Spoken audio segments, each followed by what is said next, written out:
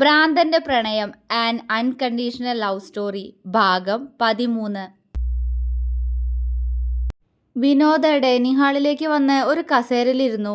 രാഘവനും ഇന്ദിരയും കല്യാണിയും ഗൗരിയുമെല്ലാം അവനെ പേടിയോടെ നോക്കി അപ്പുറത്തുള്ള കസേരകളിലായിട്ട് ഇരിക്കുന്നുണ്ടായിരുന്നു. വിനോദ് കൂടി ഇരുന്നതും മാളുവും ചിന്നുവും പവിത്രയും ചേർന്ന് എല്ലാവർക്കും ഭക്ഷണം വിളമ്പാൻ തുടങ്ങി. ഇന്ദ്രൻ അപ്പോഴേക്കും അവിടെ എത്തിയിരുന്നു. അവൻ വിനോദിനെ ഒന്ന് നോക്കി രാഘവന്റെ അടുത്തുള്ള കസേരയിലായിരുന്നു. മാളു എല്ലാവർക്കും ഭക്ഷണം വിളമ്പി. ഇന്ദ്രന്റെ അടുത്തെത്തി അവന്റെ പ്ലേറ്റിൽ ഭക്ഷണം വിളമ്പുമ്പോൾ അവളുടെ കൈകൾ വിറയ്ക്കുന്നുണ്ടായിരുന്നു. ഇന്ദ്രന്റെ നോട്ടം ധാവണിക്കിടയിൽ കൂടി കാണുന്ന അവളുടെ ഇടുപ്പിൽ എത്തി നിന്നു. അവന്റെ കണ്ണുകൾ വിടർന്നു. കുറച്ചു മുന്നേ നടന്ന സംഭവമെല്ലാം അവൻ അപ്പോൾ മറന്നുപോയി. അവന്റെ കണ്ണിൽ അവളുടെ ആ ഭംഗിയുള്ള ഇടുപ്പ് മാത്രം നിറഞ്ഞു നിന്നു. അവയിലൊന്ന് പിച്ചി വലിക്കാൻ അവന് കൊതി തോന്നി. അവൻ അതേ കൊതിയോടെ അവളുടെ ഇടുപ്പിലേക്ക് കൈ കൊണ്ടുപോയി. മാളു! പെട്ടെന്ന് ഹരിയുടെ ശബ്ദം അവിടെ ഉയർന്നു. ഇന്ദ്രൻ ഞെട്ടലോടെ കൈ താഴ്ത്തി. മാളു ഒന്നും അറിഞ്ഞിട്ടില്ലാത്തത് കൊണ്ട് തന്നെ എന്താ എന്ന പോലെ അവൾ ഹരിയെ നോക്കി. എന്താ ഹരിയേട്ടാ? അവൾ ചോദിച്ചു. ഇന്ദ്രൻ ഹരിയെ നോക്കി. ഹരിയുടെ നോട്ടവും അവനിൽ തന്നെയായിരുന്നു. ഇന്ദ്രൻ അത് കണ്ട് ഉൾക്കിടിലത്തോടെ ഹരിയെ മിഴിച്ചു നോക്കിപ്പോയി. ഹരി ദേഷ്യത്തോടെ അവനിൽ തന്നെ ദൃഷ്ടി ഊന്നിയിരിക്കുകയായിരുന്നു. അപ്പോഴും ഇന്ദ്രൻ പെട്ടെന്ന് തല താഴ്ത്തി. അത് മോളെ, മോളും കൂടി ഇരിക്കിവിടെ. രാവിലെ ഒന്നും കഴിച്ചു കാണില്ലല്ലോ. അവൻ അവളെ നോക്കി ചിരിയോടെ പറഞ്ഞപ്പോൾ മാളു ചിരിച്ചുകൊണ്ട് ഇന്ദ്രന്റെ അടുത്ത് നിന്നും മാറി നിന്നു. ഞാൻ പിന്നെ കഴിച്ചോളാം ഹരിയേട്ടാ. അവൾ പുഞ്ചിരിയോടെ അവന് മറുപടി കൊടുത്തു. വിനോദ് മാളുവിനെ മുഖമുയർത്തി നോക്കി. ഗായു, ഉണ്ണിയേട്ടൻ്റെ അടുത്ത് വന്നിരിക്കെ, ഉണ്ണിയേട്ടന് വാരിത്താ. വിനോദ് അവളെ നോക്കി ചിരിയോടെ പറഞ്ഞു. മാളു ചമ്മലോടെ എല്ലാവരെയും മുഖമുയർത്തി നോക്കി. ഹരിയുടെയും ചിന്നുവിൻ്റെയും ദേവികയുടെയും പവിത്രയുടെയും ചുണ്ടിൽ പുഞ്ചിരി വിരിഞ്ഞു. ഗൗരി ദേഷ്യത്തോടെ അവളെ നോക്കി. അതുണ്ണിയേട്ടാ, ഞാൻ പിന്നെ... അവൾ വിക്കലോടെ പറഞ്ഞതും അവൻ അവളെ ദേഷ്യത്തോടെ നോക്കി. ആ ദേഷ്യത്തിന്റെ അർത്ഥം അറിയാവുന്നത് കൊണ്ട് തന്നെ അവളൊന്ന് പുഞ്ചിരിച്ചുകൊണ്ട് അവനടുത്തുള്ള കസേരയിലേക്ക് ഇരുന്നു. ഇടിയപ്പവും ചിക്കനുമാണ് എല്ലാവർക്കും വേണ്ടി ഉണ്ടാക്കിയിരുന്നത്. മാളുവിന് അവന്റെ അടുത്തിരിക്കാൻ ചമ്മലുണ്ടായിരുന്നെങ്കിലും അവൾ ആരെയും ശ്രദ്ധിക്കാതെ അവന് വാരിക്കൊടുക്കാൻ തുടങ്ങി. ചുണ്ടിൽ എരിവ് തട്ടിയതും വിനോദ് എരിവ് വലിച്ചു. അയ്യോ, എന്താ ഉണ്ണിയേട്ടാ? മാളു ആകുലതയോടെ അവനോട് ചോദിച്ചു. അവൻ അവളെ നോക്കി ചിരിച്ചു. ഒന്നുമില്ല ഗായു. അവൻ അത്രമാത്രമേ പറഞ്ഞുള്ളൂ. മാളുവിന്റെ നെറ്റി ചുളിഞ്ഞു. അവൾ വീണ്ടും അവന് വാരിക്കൊടുത്തു. അവന് ചുണ്ടു നീറുന്നുണ്ടായിരുന്നെങ്കിലും അവൻ മാളു രാവിലെ പറഞ്ഞത് ഓർത്തുകൊണ്ട് ഒന്നും മിണ്ടാതെ ഇരുന്ന് കഴിച്ചു. അയ്യോ, ഇതെന്താ പറ്റിയ വിനോട്ടാ? അവരെ തന്നെ നോക്കി നിൽക്കുകയായിരുന്ന ഗൗരി പെട്ടെന്ന് അവന്റെ അടുത്തേക്ക് വന്ന് അവന്റെ കവിളിൽ തൊട്ടുകൊണ്ട് ചോദിച്ചു. എല്ലാവരും എന്താ എന്ന പോലെ അവരെ തന്നെ നോക്കി. ഗൗരിക്ക് അവന്റെ അടുത്ത് നിൽക്കാൻ പേടിയുണ്ടായിരുന്നെങ്കിലും അവൾ ആകുലതയോടെ അവന്റെ താടിക്ക് മുകളിലായി കാണുന്ന ചുവന്ന നിറത്തിൽ തലോടി. മാറടി! വിനോദ് പെട്ടെന്ന് ദേഷ്യത്തോടെ അവളെ തള്ളി മാറ്റി. അവൾ ഊക്കോടെ പുറകോട്ട് പോയി. അയ്യോ മോളെ! അപ്പോഴേക്കും കല്യാണി അവൾക്കടുത്തേക്ക് വന്ന് അവളെ താങ്ങി പിടിച്ചു. എന്നാ ഗൗരി അവളുടെ കയ്യിൽ പറ്റിപ്പിടിച്ചിരിക്കുന്ന ആ ചുവന്ന നിറത്തിലേക്ക് തന്നെ ഞെട്ടലോടെ നോക്കി നിൽക്കുകയായിരുന്നു. വിനോദ് പെട്ടെന്ന് അവിടെ നിന്ന് ചാടി എഴുന്നേറ്റു. അവൻ ഗൗരിക്ക് നേരെ തിരിഞ്ഞു. ഗൗരി അവനെ പേടിയോടെ നോക്കി. എന്തിനാടി ഗൗളി നീ എന്റെ കവിളി തൊട്ടെ? അവൻ അവളെ നോക്കി പല്ലിരുമ്മിക്കൊണ്ട് ചോദിച്ചു. ഗൗരി അവനെ പേടിയോടെ നോക്കിക്കൊണ്ട് ഉമിനീരിറക്കി. വിനോട്ടാ, ഞാൻ അത് പിന്നെ... അവൾക്ക് പേടി കൊണ്ട് വാക്കുകൾ തൊണ്ടയിൽ കുടുങ്ങി.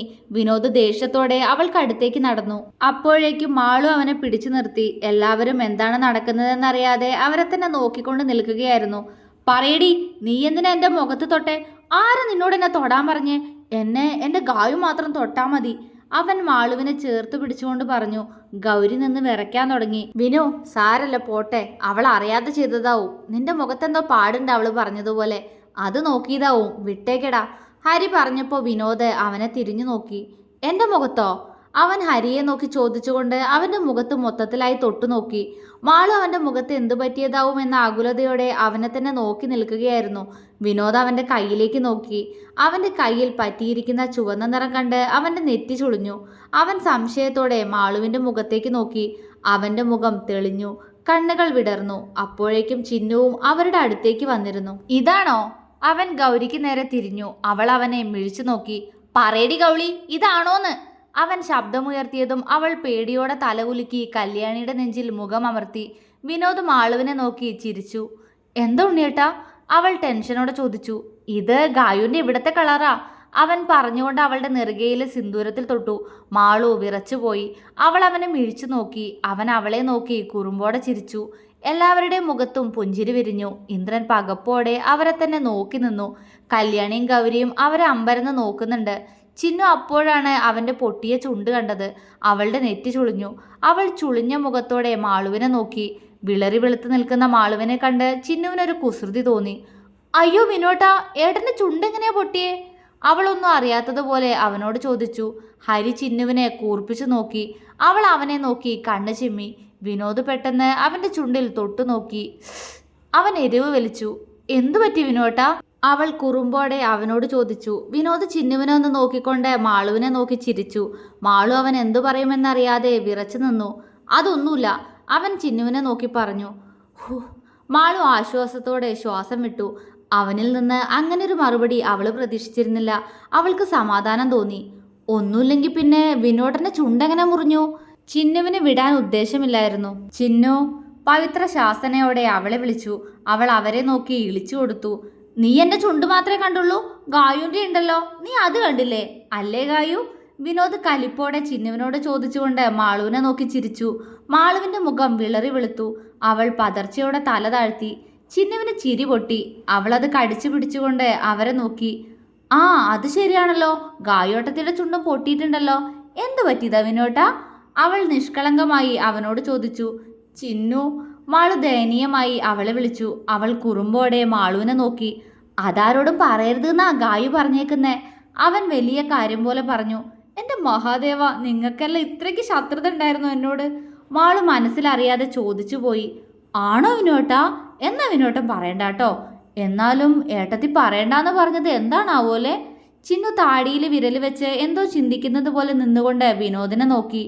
അതോ, അതില്ലേ, ഞാനും ഗായും കൂടി ചുണ്ടിലുമ്മ വെച്ചപ്പോഴാ ഇങ്ങനെ പറ്റിയേ. അപ്പോ അത് ആരോടും പറയണ്ടെന്ന് ഗായു എന്നോട് പറഞ്ഞിട്ടുണ്ട്. അതാ ഞാൻ പറയാത്തെ. അവൻ വലിയ കാര്യത്തിൽ തന്നെ പറയുന്നുണ്ട്. മാളുവിന്റെ കണ്ണു തള്ളി. ശരീരം മൊത്തത്തിൽ തണുപ്പരിച്ചു കയറുന്നത് പോലെ അവൾക്ക് തോന്നി. ഇനിയൊന്നും കേൾക്കാൻ വയ്യ എന്നതുപോലെ അവൾ കണ്ണിറുക്കി ചിമ്മിക്കൊണ്ട് തല താഴ്ത്തി.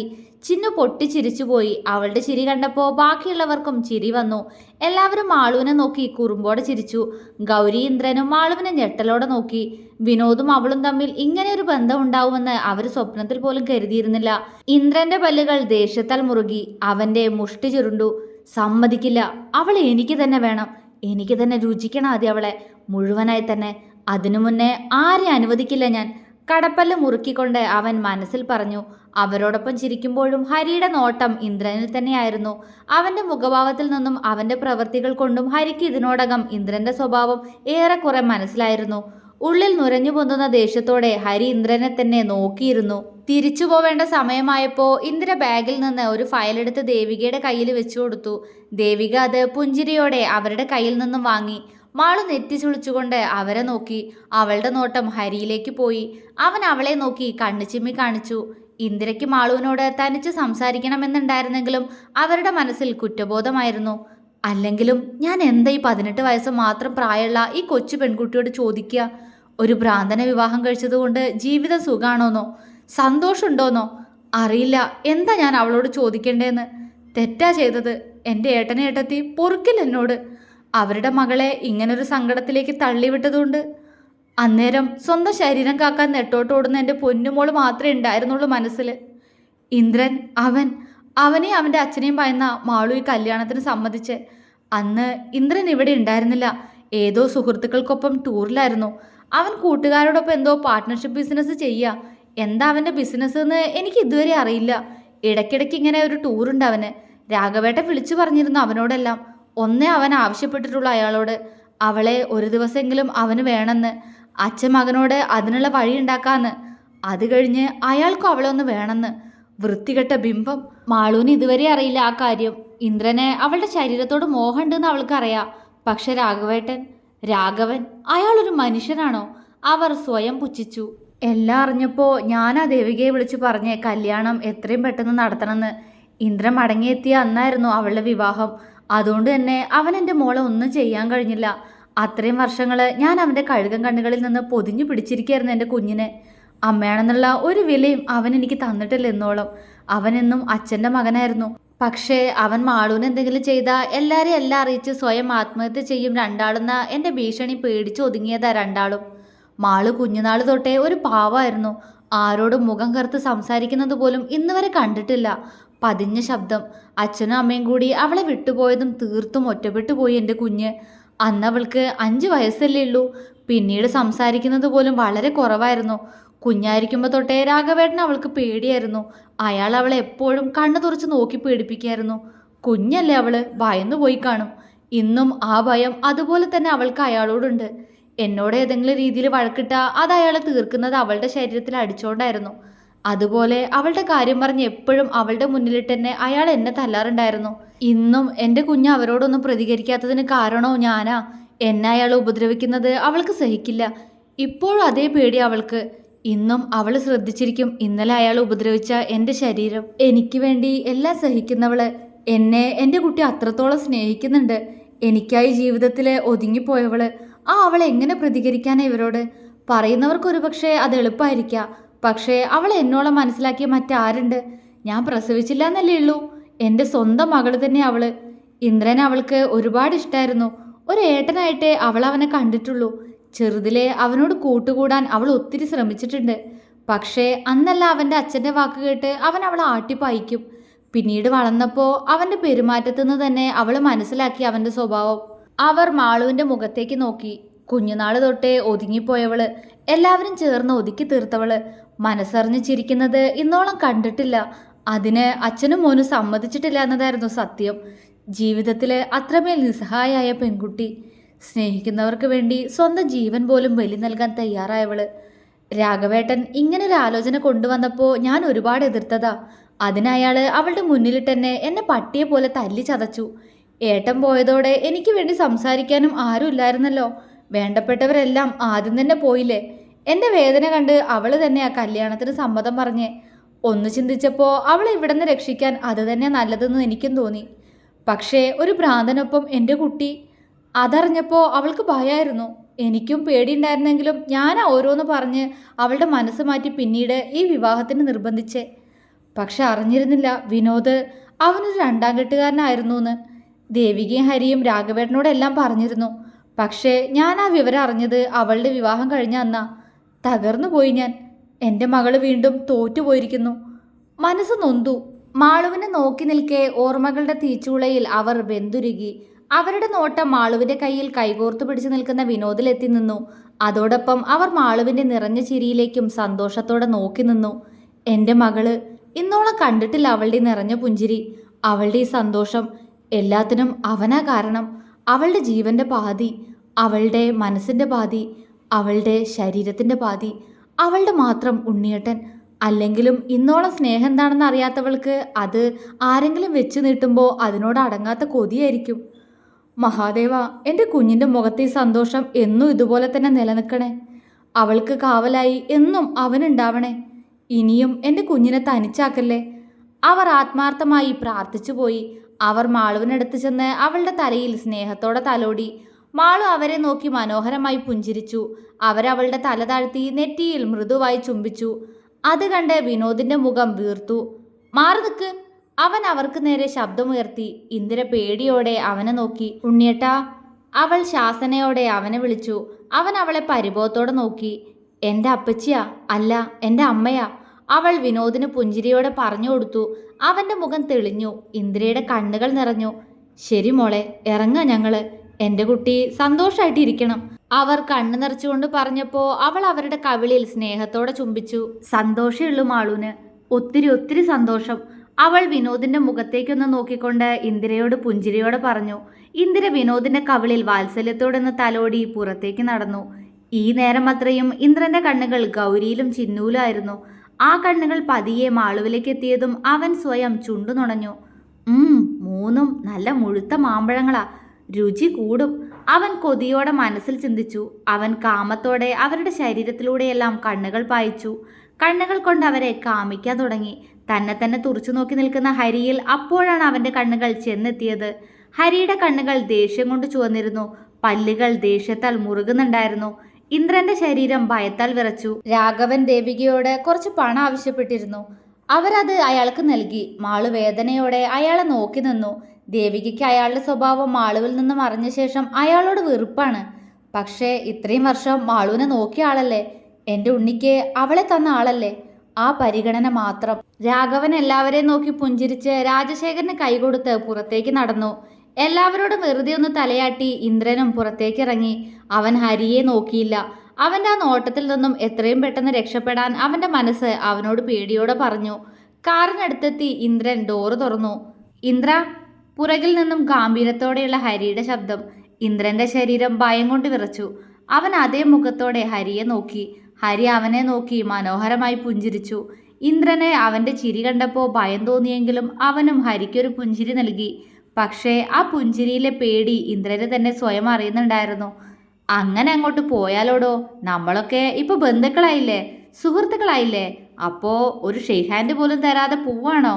ഹരി പുഞ്ചിരിയോടെ ചോദിച്ചപ്പോ ഇന്ദ്രൻ പേടിയോടെ അവന് മുന്നിൽ വന്നു നിന്നു. രാജശേഖരനും പവിത്രയും രാഘവനും വീടിന്റെ ഉമ്മറത്ത് നിന്ന് അവരെ നോക്കി ചിരിക്കുന്നുണ്ടായിരുന്നു. ഇന്ദ്രൻ ഹരിക്ക് നേരെ കൈനീട്ടി. ഹരി അവന് കൈ കൊടുക്കാതെ പുഞ്ചിരിയോടെ അവനെ കെട്ടിപ്പിടിച്ചു. ഇന്ദ്രൻ പേടിയോടെ അവനെ തിരികെ പുൽകി. ഇനി മേലാൽ നിന്റെ വൃത്തികെട്ട കണ്ണന്റെ മാളുമോളിലോ ഈ വീട്ടിലെ കുട്ടികളുടെ മേലെയോ പതിച്ച, അവൻ പറഞ്ഞുകൊണ്ട് അവനിൽ നിന്ന് അകന്നു നിന്നു. ഇന്ദ്രൻ പേടിയോടെ അവനെ നോക്കി. കൊല്ലും ഞാൻ നിന്നെ നായേ. എനിക്കെന്ത് സംഭവിച്ചാലും അവരീ ഹരി സംരക്ഷിച്ചിരിക്കും. ഹരി കത്തുന്ന കണ്ണോടെ അവനോട് പറഞ്ഞു. ഇന്ദ്രന്റെ കൈവിറച്ചു. ഹരി ഇന്ദ്രനെ നോക്കി മനോഹരമായി പുഞ്ചിരിച്ചു. ഇന്ദ്രൻ അവന്റെ മാറുന്ന മുഖഭാവത്തിലേക്ക് പേടിയോടെ നോക്കി. അപ്പൊ കാണാടോ, കാണണം, അവൻ ചിരിയോടെ പറഞ്ഞുകൊണ്ട് അവന്റെ കയ്യിൽ കൈ ചേർത്തു. തന്റെ കയ്യിൽ വേദനയോടെ ഞെരുക്കുന്ന ഹരിയെ ഇന്ദ്രൻ ഇന്നോളം അവന്റെ മുഖത്ത് കണ്ടിട്ടില്ലാത്ത പേടിയോടെ നോക്കി നിന്നു. അവന് കൈ വേദനിക്കുന്നുണ്ടായിരുന്നു. ഹരി അവനിൽ നിന്ന് കൈ അയച്ചു. ഇന്ദ്രൻ വേദനയോടെ കയ്യിൽ തലോടി. അപ്പൊ ശരി ഇന്ദ്ര, ഞാൻ പറഞ്ഞതൊന്നും മറക്കണ്ടാട്ടോ. എല്ലാം ഓർമ്മയിൽ വെക്കുന്നത് നല്ലതാ, അവൻ എല്ലാവരും കേൾക്കെ പുഞ്ചിരിയോടെ പറഞ്ഞു. അവൻ പറഞ്ഞതിന്റെ ദ്വയാർത്ഥം ഇന്ദ്രന് മാത്രം മനസ്സിലായി. ഇന്ദ്രന്റെ കാർ മുന്നിൽ നിന്നും മറയുന്നത് വരെ എല്ലാവരും അവരെ നോക്കി നിന്നു. ശേഷം അകത്തേക്ക് പോയി. സമ്മതിക്കില്ല, ഇനിയും ഒരു വേദന എൻ്റെ വിനുവിന് കൊടുക്കാൻ ഞാൻ ആരെയും സമ്മതിക്കില്ല.